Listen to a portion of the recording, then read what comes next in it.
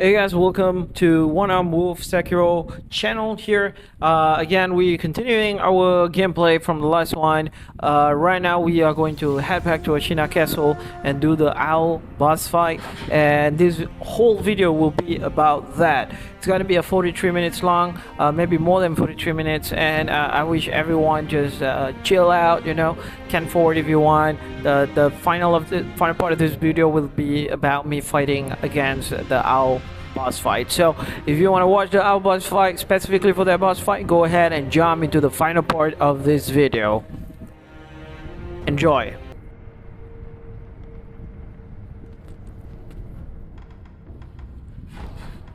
Alright, so let's continue on here. As you can see, it's a gray part on the upper tower. It's because we already took the stone. Now, I know that I didn't show it from the previous video that I took the stone that you should be getting after the wedding cave, after the corrupted monk boss fight. But I did that. I actually took the stone right to then only this thing will trigger, where a new sequence or a new scenario for Ashina Castle gonna be happening right now. Technically, what's happening with Ashina Castle is that they got raided by an owl, our father or wolf father in this game. As you can see, I'm highlighting the mass fragment because we're nearing to that part where we need to buy mass fragment.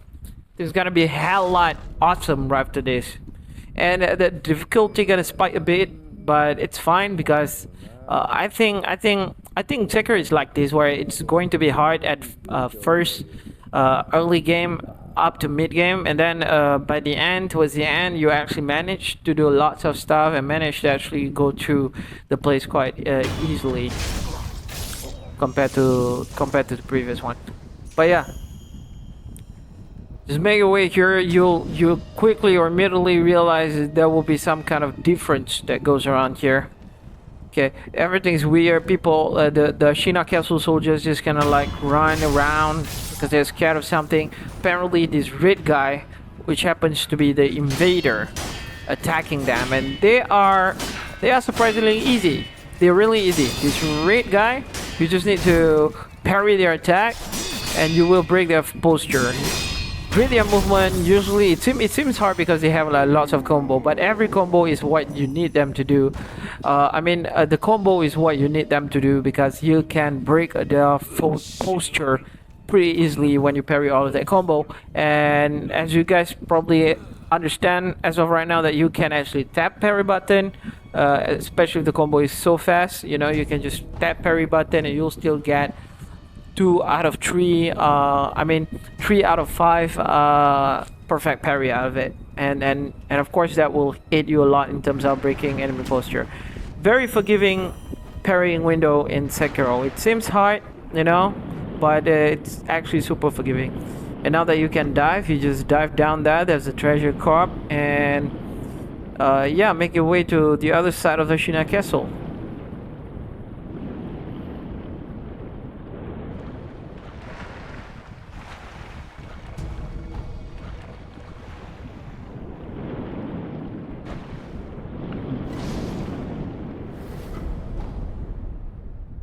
Yeah, another fish that you can get. You need try to collect as many as possible the treasure cup so that you can get the mass fragments. The only reason why I actually collect it is for the mass fragment. If I got spare, then I'll use it too. Now this is one thing of a secret that you guys need to know.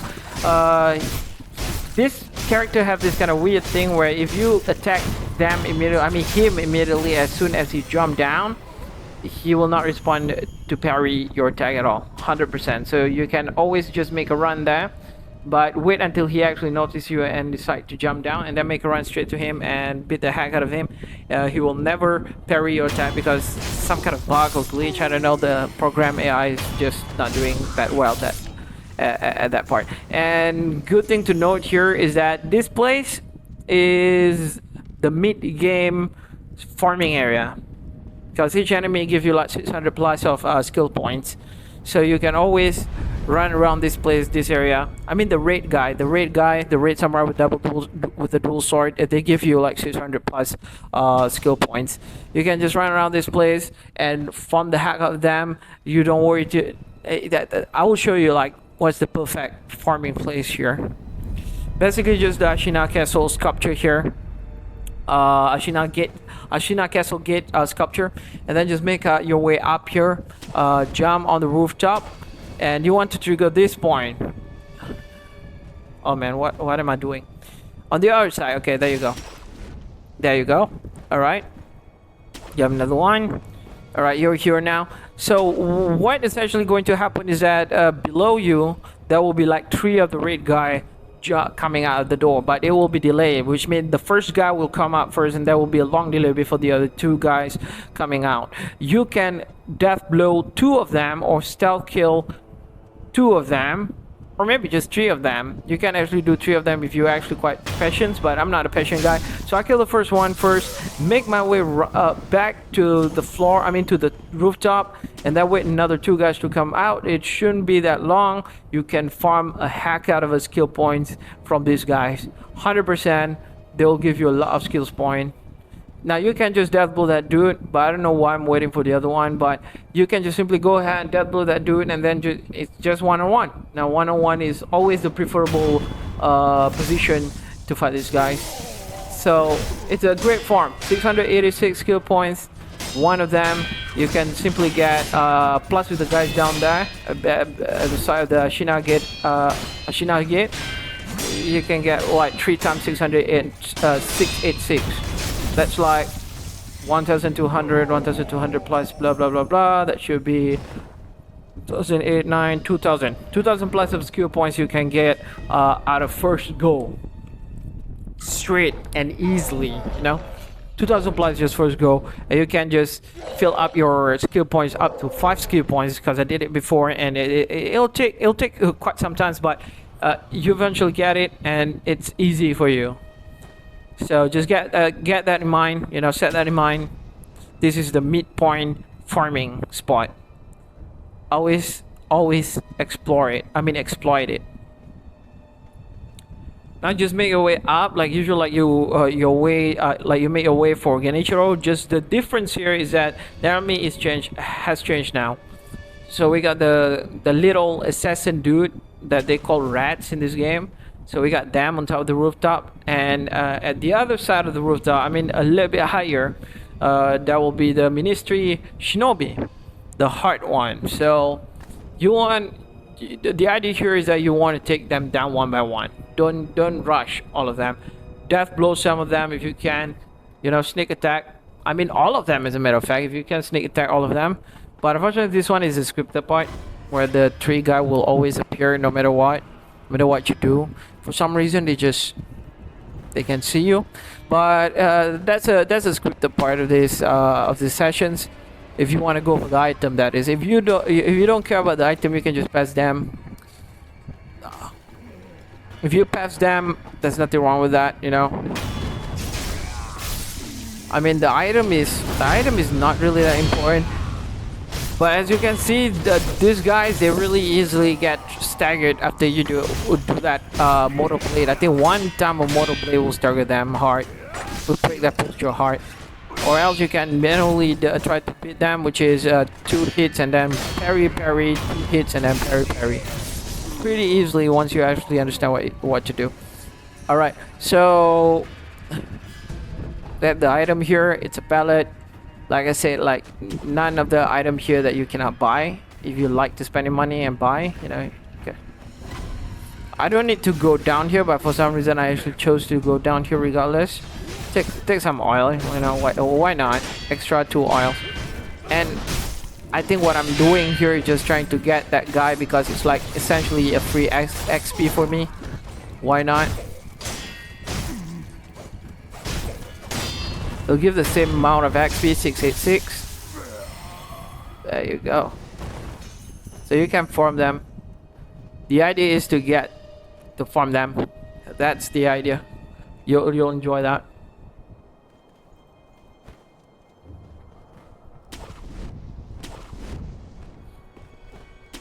All right. Now just continue on. You kill all of them. Pretty sure there's more at that site. Okay, I tried to string attack him, but against cryptid event, they always appear like that. If you already know, then you can just try to avoid that. I try to get him, but there's another dude there. I think I got him anyway. Yeah, there's another one. See, there are a bunch of them, like a lot of them on top of the rooftop here. So they're gonna be a pain in the ass if you don't carefully navigate your way. Something crazy happens here, by the way. Yep, camera go crazy. You guys can see. Camera can be your enemy as well. If you don't conquer the camera camera will conquer you. Just something to remind yourself with. Alright. Alright, poison is really deadly with these guys. Don't walk straight there. If you got poison, man, I'm telling you, you better just reset everything, because the poison will chip away your health super fast in this game. Unlike Dark Souls.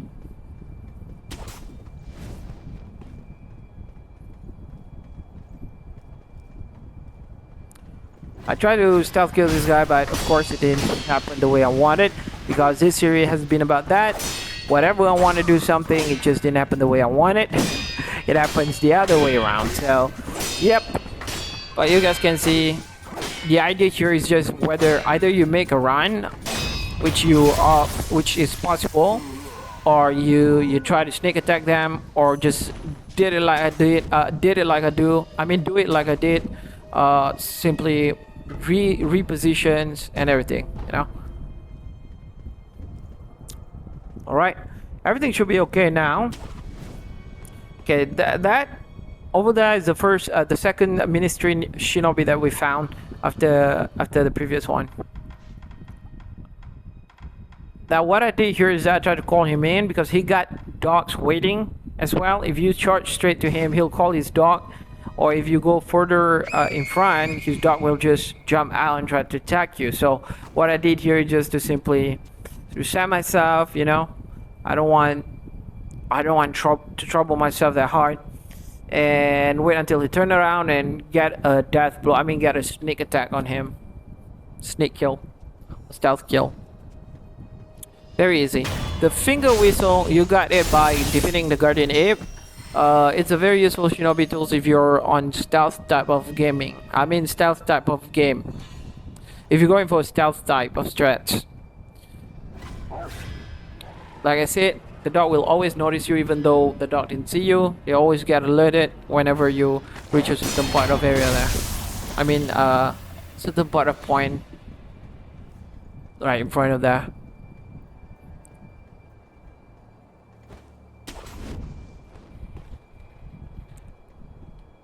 Trying to be careful here.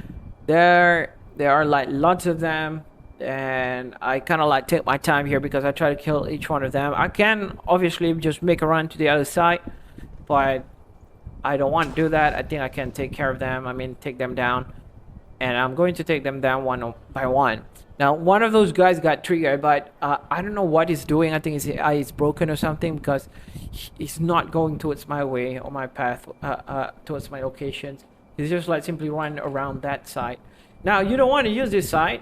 If you hook up that, the dog, there are two dogs waiting for you up there. They can immediately see you once you hook up there. So what you got to do is to make sure not get seen by them, because when they bark, 3 of these ministry ninja ministry shinobi is gonna go after you. So you don't want that to happen. You want one by one. That's the idea here. If you fight one of them like further enough from one another, the other one get alert. So just keep that in mind. He always keeps missing me there for some reason. It's because I have a lower ground.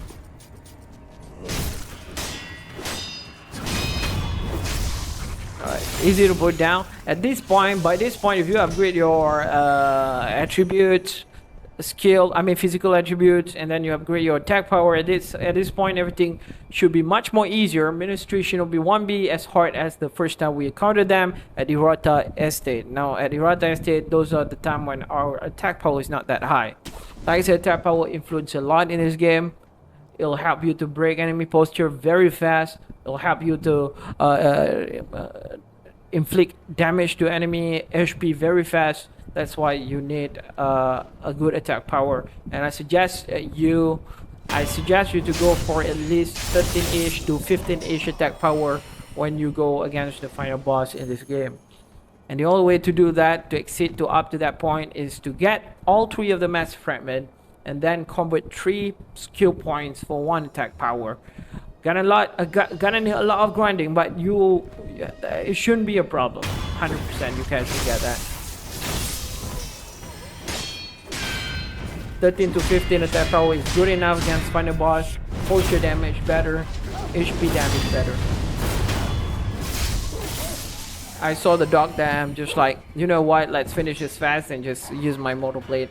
Again, another thing that I would like to remind everyone, once you get your motor blade, god dang use it, man. Don't stop using it, it's really good.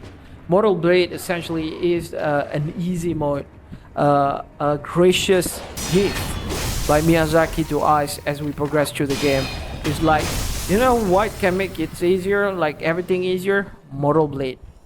So keep on using that motor blade. If you find some opening on your enemy, on your bosses, just use that motor blade. It'll help you a lot against a lot of bosses, 100%.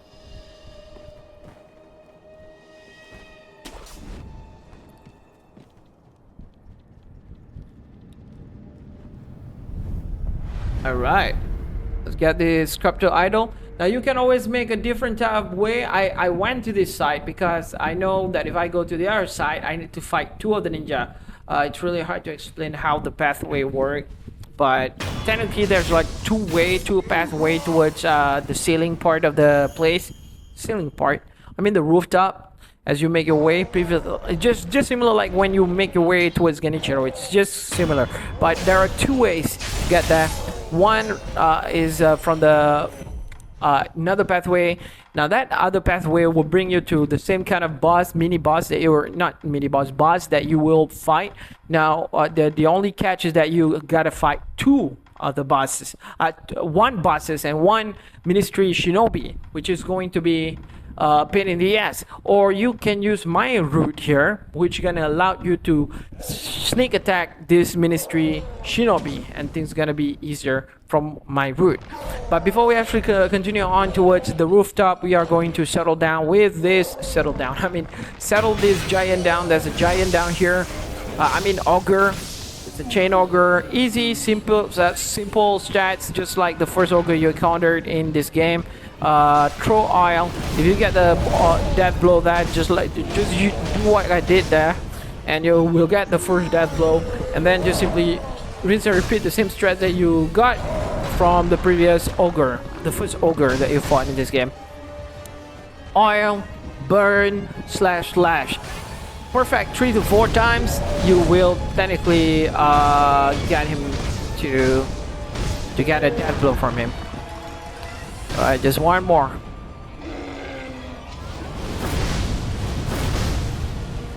Look at that.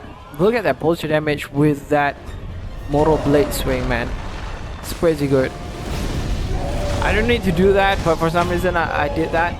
I think I didn't realize that his health was like really low. I can just simply one tap him. But it is what it is. Get our prey a bit from him. Really worth it.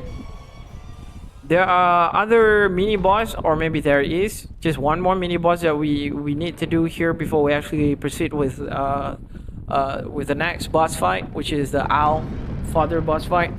So that's what we gotta do. We're just gonna proceed towards that. Have some fun.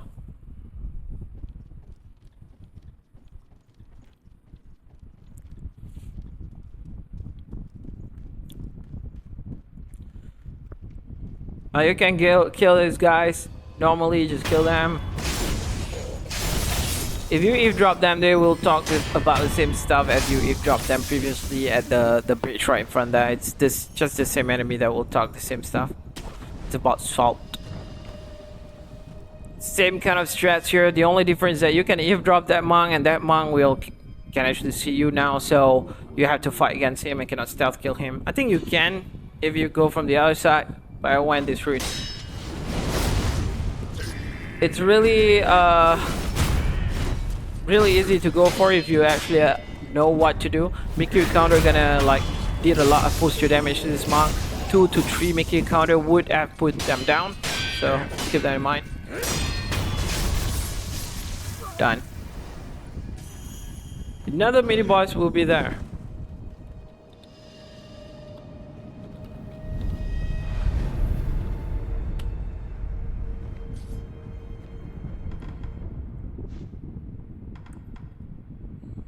Alright. Just take these glyphs, the glyph sculpture idol.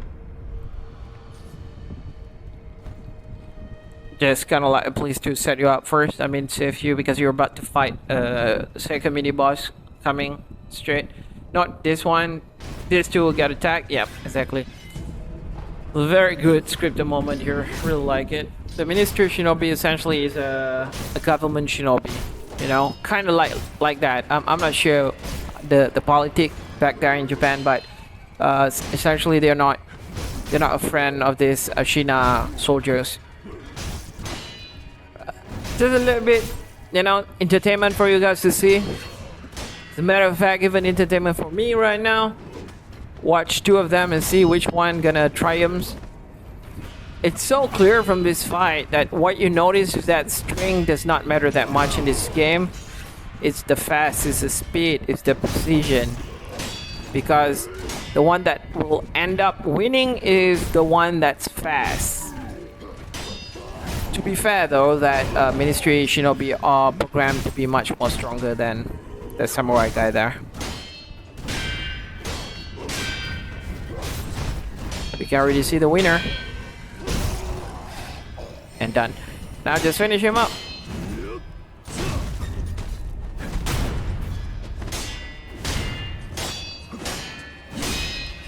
It's very fun to fight actually. Once you actually understand their moveset, they're really fun to fight. But they can be a super pain in the ass first time you go for them, because your posture damage is just not built for them yet. There are 3 or 4 attack, and if you fail to actually perfect parry them, they're gonna be a lot of posture on your posture meter. So just keep that in mind. Right, I did a couple of few mistakes here. I think I caught here. I made a cut because I did like 2 times the mistakes here. I forgot there's a freaking mini boss up there. So I just like simply run towards him, and I was like, surprise motherfucker. And I was like, oh shit, I forgot about this mini boss. God damn. It's not really mini boss, it's considered as boss because there's a wolf, I mean there's a fog wall. So I just simply like quit and try to continue again. I think I actually readjust this, but it's so weird that it's not working. I thought I'd readjust it. I thought I'd simply like reset everything. I mean cut it, but I didn't cut it, I guess. Okay. The second time, the mistake I did was I tried to get a sneak attack on that boss, but what happened is that I went straight to him again for some reason. I don't know, maybe I was too tired at this point. I'm just like, I want to sneak attack this guy. Then I went straight to him. Like, what am I doing? And then I reset everything again. Like, that's not what I want to do, god dang it.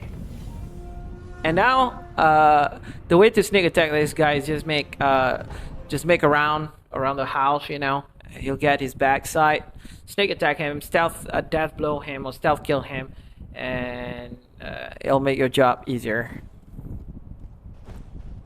I even forgot how to get to that backside of the house, but eventually I'll remember. Yeah, there you go.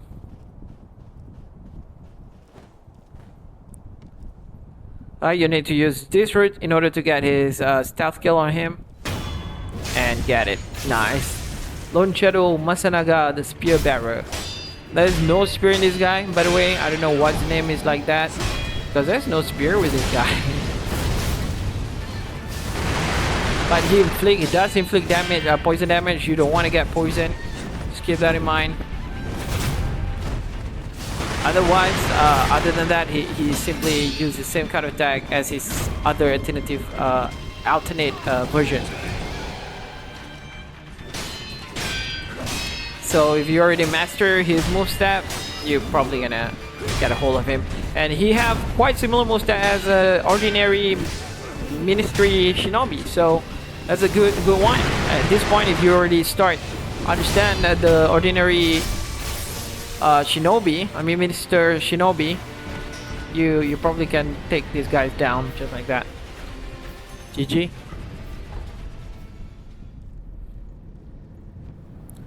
Alright, I think right after around now that I make my way up to Owl boss fight.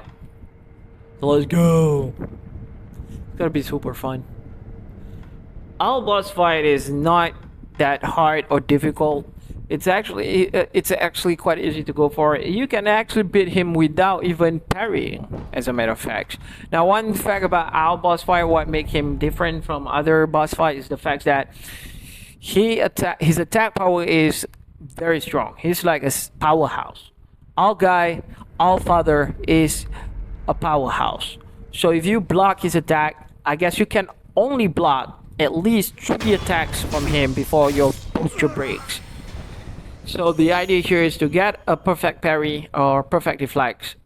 In order to do that, it's actually quite easy if you read his attack, because his attack is quite slow compared to Genichiro. Genichiro's attack is fast, but our boss fight, his attack is quite slow. Now you can actually do whatever you want here, but there's actually nothing to go for. I don't think there's any specific item that you can take, because there's no item here. But essentially what you're going to see is that there is a hiding or hidden ministry shinobi right over there. So I just don't want to mess with them, because it'll make your life harder. Same thing here. What you got to do is just lure that guy outside, you know, fight this guy, kill that guy first, and then the second guy lure him outside so that the other two one found about it. I mean one join the fight. Just lure him out here and fight him normally. At this point, he should be an easy target or easy enemy, because you're stronger now. You're stronger compared to the last time you fought Ashina. Look at that. One Mikiri counter and his posture damage go way up like that. That is why a Shinobi Ice skill is really worth it to go for, and Ascending Carp and Descending Carp is really worth it to go for. Just keep that in mind.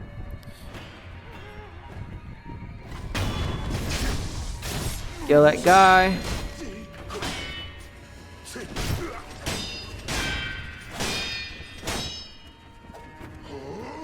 Oh, nope.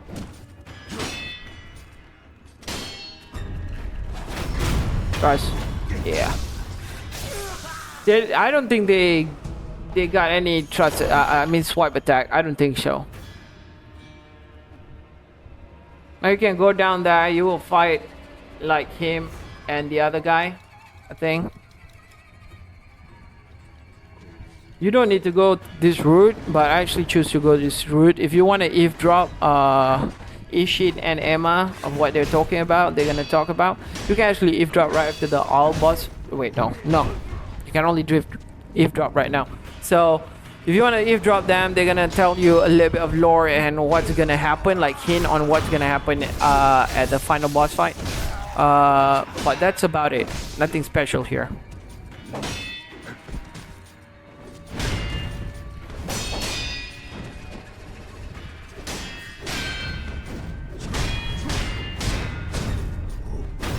Look at that camera. Look at that camera. I wasn't just I was not just fighting that guy. I was fighting the camera as well, as you guys can see. Ridiculously awesome. So nothing, he will not talk with you about anything, Emma too. So you just, you know, make your way. You can eavesdrop them if you hide behind a wall. You don't need to hide behind a wall. You can actually eavesdrop them once you actually walk out of this room.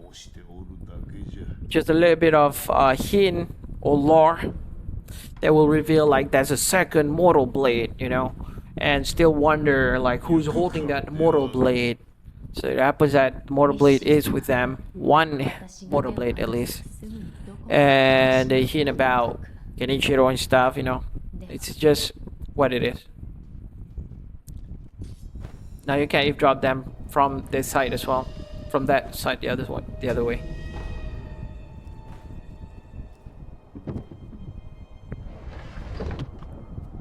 Get this scripture, the black scroll. I don't know what that scroll is about. I haven't read it, and I don't know if it gives like a specific passive skill or not. You don't need to do like what I did here, but I just did it for fun, I guess. But they're talking about Tengu as well. Those who do not know the lore, there's actually a demon in this world, in this verse, you know. And that demon manipulates human in order to appear in this world. So what happened is that if the demon or the shinobi kill a lot of people, you know, spend his life killing a lot of people, and then start to hate, you know, hate of the world, hate of the people, you know, just hateful, full of hatred in his heart, Tengu will possess them. And once Tengu possess them, which happens to be the demon in this game, you'll transform into a creature, a monster, and you're gonna wreak havoc. So that's a little bit law of what possibly the hardest boss in this game, as they say. I don't see it as the hardest boss, but they say it's the hardest boss just because the fight is not like a typical Sekiro boss fight. It's more like a Dark Souls boss fight. So at this point, you probably just already program your brain to fight like Sekiro in this game, or to play like Sekiro in this game. But when they give you like a Dark Souls boss, you're just like, dang, this is not what I signed up for, you know. But yeah, technically the Tengu Fire Demon is another boss, or Demon of Hatred, sorry, is another boss that you will encounter soon at the final part of the game. Right, the idea here is to get a bestowal ninjutsu. You can either do puppeteer ninjutsu, puppeteer this guy right here, and he'll aid you to the fight. But I was just trying to use my best, to do my best to get the kill as best as possible by using this. But unfortunately, I failed to do so because, as usual, whatever I plan just seems to fail to do so. Yeah, I got bit pretty bad here by both the enemy and the camera, as you guys can see. Camera is pretty destructive here if you get pinned on the wall. So the best thing about Pistol Ninjas is that you can get damage, you can damage your enemy's health even if they're blocking. So that's why it's a good idea to go for that. Oh, very bad gameplay by me. Resurrect it and fight again. And very bad play. I don't know what's going on here, but I think at the time of playing this game or recording this game, I was like a little bit tired and everything just out of focus. So I'm just trying to get my brain set with this fight. That's one thing about Sekiro. It doesn't matter how many times you play the game. Once you're just out of focus, you know, you're not into your head is not on the game, you're gonna get screwed a lot. That is what it is. The game requires you to really focus on the game. Even at this point, like, I didn't attack him because I was like in the state of, did I beat him? I forgot to see at the top left corner of my screen that he still got one more health to go, and I'm just like, is it over? Why is it not over? I think I was quite too tired at this point while making this video. Never give him a chance to recover his posture damage. I mean posture meter. It'll be pain in the ass if he recovers. One more, two more. All right, just like that. GG on this fight. It would be pretty easy if you actually put down the Ministry Shinobi first. So the idea here is to put down the Ministry Shinobi first. But I don't think if you fight both of them, I don't think both of them are gonna attack you at one together. I think one of them will probably attack. I don't know. I'm not sure. I think they will probably attack you together. They're gonna gang you. I think so. Because they're not like a boss that's set to be a boss fight like Guardian Ape and Headless. I mean, like Headless Ape and the Brown Ape. Those are scripted to fight together. So The other one probably gonna be aggressive, and the other one gonna be a little bit more passive. So in this one, I think they will probably gang you together just because they are not scripted to fight you together. They are completely separate program, separate AI. Like the Ministry Shinobi is just Ministry Shinobi enemy, and that boss is just the boss in the room. So they will probably gang you if you don't take down the Ministry Shinobi first. Now let's go for our Owl, the father. Father. Oh hell, you guys are into a goddamn great fight here with Owl the father. Our father. Surprise, surprise, surprise, he did not die. Back at Hirata Estate showed that he died there, but he did not die. He is still alive. Look at it. Look at that.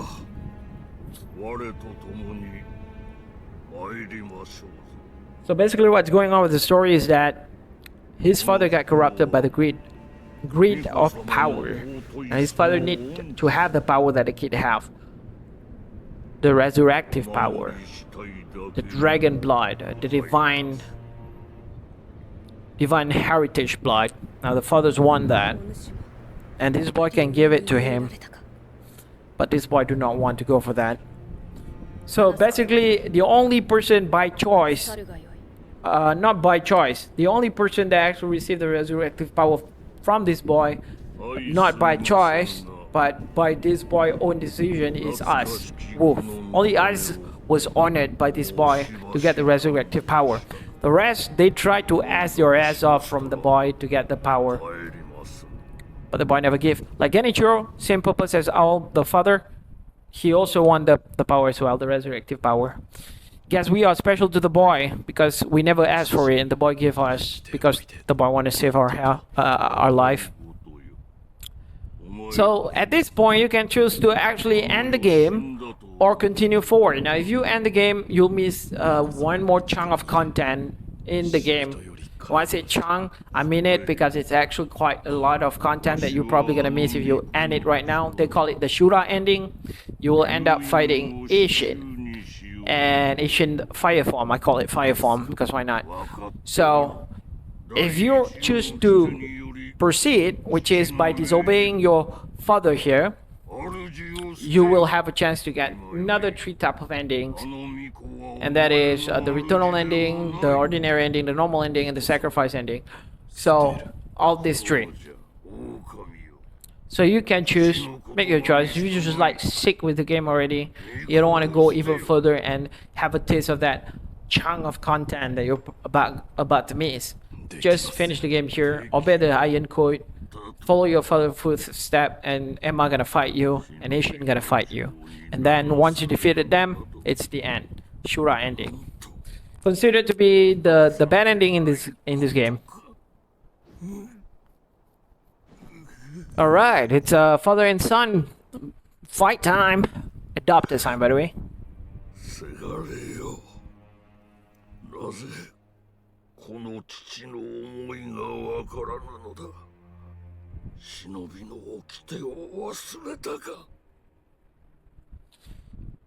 And the one thing that actually quite make me puzzle is that if the father actually have any emotions against him, with him, because he's trying to kill his own son. So, but yet again, I can see that he's like in pain and cannot believe. Maybe he actually have emotion towards Wolf or Sekiro, but the reason why he's crying because he's thinking about that he need to kill Sekiro regardless. I don't know.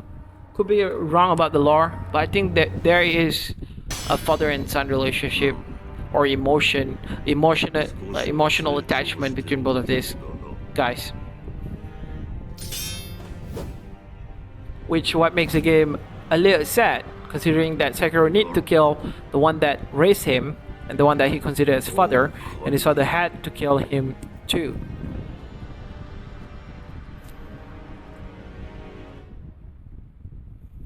Boom, let's go. The only powerhouse in this game aside from Corrupted Monk or True Monk. True Monk is also a powerhouse. True Monk is more like a tank. Like Great Shinobi is a powerhouse but not that tanky. It's a flesh and blood. don't get hit by that small ball. It's going to lock you from from healing, which means you cannot heal if you get hit by that ball. Same kind of combo. If you already understand his combo, you know, and he's pretty easily. There are lots of opening on him, like way more than Genichiro itself. Like right now, he's quite open whenever he's not out of his own animations. So this boss have his own punishable points or penalty for himself if he's failed to put us down, because we can attack him while he's on that animation, recovering animations. We can hit him.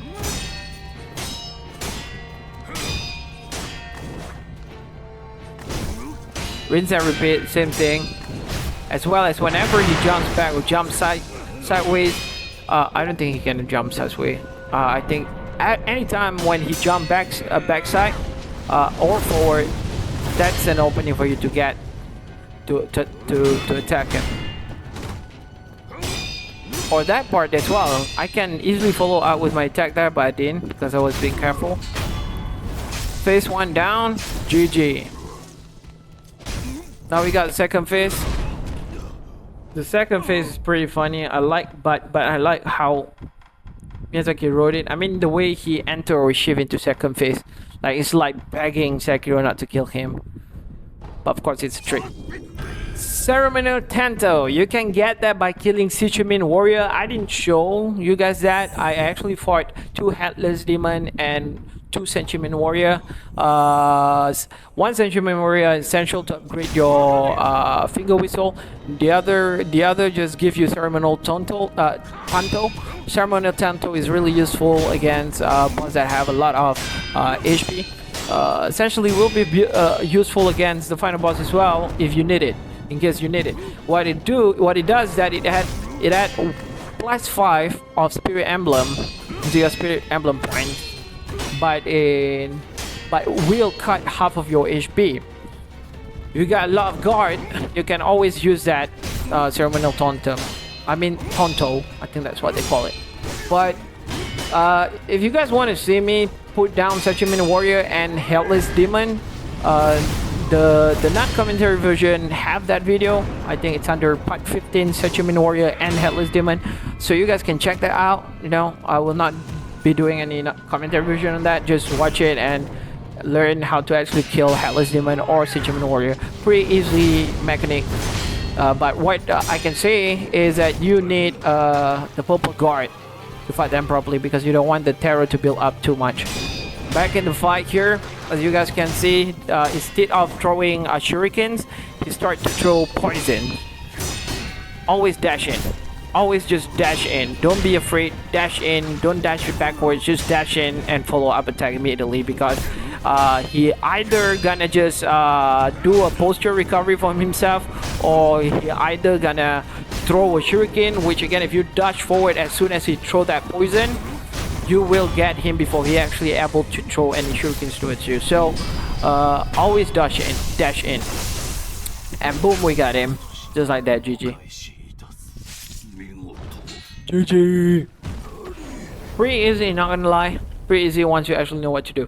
We are at the end of the video. Thank you so much, everyone. Please consider like, subscribe, and share this video to everyone. If you like more of my stuff, just go ahead and check my channel. I got a ton of it for you guys. Love you guys so much. I really appreciate every each time you guys actually drop by and watch my video. We will continue on the next one. We are heading towards the end game of the game, and it will be super fun. GG.